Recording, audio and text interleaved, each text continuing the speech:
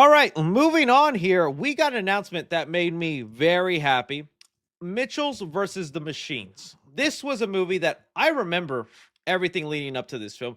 It's honestly, unfortunately, thanks to the pandemic, that this didn't get a theatrical release. I remember when this movie was still called Connected. It was a Sony animated movie called Connected, headed for theaters. Pandemic hit, looks like they didn't want to risk it. Sold it to Netflix, changed the name to Mitchells versus the Machines, and let me tell you, it was one of my favorite animated movies of that year. I thought it was so well made, great animation, really good humor. Phil Lord and Chris Miller, who were attached to it, I thought just did something really fun with it. So I love this movie. I highly recommend. I think it's still on Netflix. I think you guys would love it. And well, the fan base has been growing for it, and people have been showing up to the point that they decided, okay, Mitchells versus the Machines 2 in the works, baby. Oh, and I got some theories for where the story is going, because I think it's kind of obvious where the story is going. So some things to note though, it looks like Phil Lord and Chris Miller, while they're still attached from like a producer standpoint, does not seem like they have much of a story involvement here, with this time the story going to Guillermo Martinez and JP Sands, who've co-signed to direct. So that makes me a little worrisome. It doesn't seem like it's a lot of the creative heads coming back into making the movie, but I'm sure they could still pull something off really cool. I do wonder then if it's just straight to Netflix.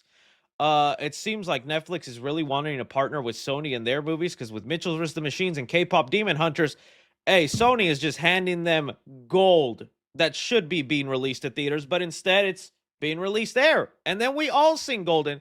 Bop, bop, bop, it's all moment. Gonna be golden. Now I'm the cat. Um, I tried making that work. It didn't work. I'll own up to that. Okay, but I do have an idea of where the story could go or where things would be headed this time. Okay, so honestly, because that was the plot of the first movie, Mitchell's versus the Chat GPT, right? And it wasn't even that apparent. Chat GPT and AI was creeping up on us, was still a thing, but it wasn't as well known or heavily used as it is today, right? So it makes the movie even stand a test of time, because it's growing more and more relevant with every waking day. Okay, the plot I think that they're going this time around, which I don't know if it'll be a good or bad thing, but if you remember the main character, whose name is slipping for me right now, so hopefully the chat can fill me in, but the main girl, the daughter, by the end of the whole thing in her throughout the movie is that she's an inspiring filmmaker. She wants to go to film school, she wants to make a movie, and even at the end there's a nice little thing where she is making kind of her own little home movie and whatnot, and it feels like she does end up getting to have her dream of going to film school. Katie, thank you. And so I think that there is the opening for the plot for this movie. We had AI trying to take over the world physically. Now I think we're going to be making more of a direct allegory to the film industry, where AI is really creeping up, so much more a threat to creatives, the future of what our movies and TV shows are going to look like. I'm thinking that is how the AI or something is coming back in this, and it'll be more of a commentary on that. So I think that's where they go for this second movie, is it'll be them kind of just doing some parallels to what's happening in our real world with AI and creeping into our creativity. And it's all going to be looked through what she goes. Yeah, basically Mitchell's versus Sora. Dude, I hate to say it. There's been a couple of Sora videos that have gotten me, man. There's been, and even, well, definitely have gotten my family members. I can't tell you how many videos I've gotten from family members. My dad sent me a video that was Sora. It even had the watermark on it, but I guess my dad don't know what Sora is. And it was 1,000-inch TV. It was somebody unboxing 1,000-inch TV, and he sent it to me.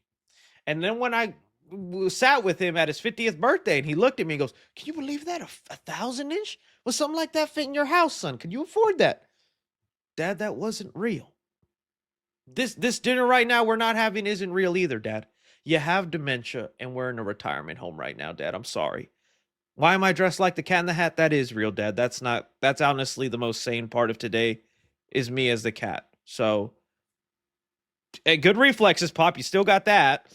I try to throw in some improv here and there. We like to have fun here on the 3C Live. So Okay, it makes me laugh when people do laugh. Okay, 'cause sometimes I'm just like I'm just talking nonsense. Do you think your dad is proud of you? I honestly, yeah, he is actually pretty proud of me for everything I'm doing. Probably not in that sentence right there, but back to what I was saying though, is it not like it's crazy? And every time I see a Sora video or these AI videos, like especially like the ones that like copy the anime style, and dude, I don't want to be watching them because it's AI slop. But dude, when you show me an anime version of Jason Voorhees fighting like an anime Chucky, I was like, okay, maybe I am gonna watch like 10 seconds of it and be like, well, dude, this is getting scarily close to passable, and I don't like it, dude. Because in 5, 10 years, AI movies everywhere, dude. AI 3C biopic. I'm just gonna be able to type it in and be like, my life was cringe, and then I made a YouTube account. Oh, that's gonna be the score for my movie. So I'm not saying it's good. I didn't say it's good. I did not say it's saying passable. Like more, and that's always the thing. When you look at those AI videos, that is always the worst they're gonna look. And tomorrow they look better, and tomorrow they look better. And it's gonna be a scary world out there. There needs to be some laws. All I'm saying is, I think that's where Mitchell's versus the Machines 2 is going to be going. It feels like a natural progression of the story with everything they've set up. But if not, and it's just the AIs coming back and doing stuff, let's have it. I'm sure it could be fun. I'm excited for it. Really like that movie. Hopefully it's good. Let's move on to the next topic.